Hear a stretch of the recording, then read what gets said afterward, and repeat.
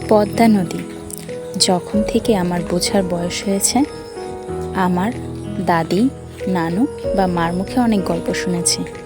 দেখার সৌভাগ্য হয়েছিল 12 বছর বয়সে। কিন্তু আমার বাবা আজওয়া তার আসফার মাত্র 4 মাস বয়সে তাদের দেখার সৌভাগ্য হয়েছে পদ্মা নদী।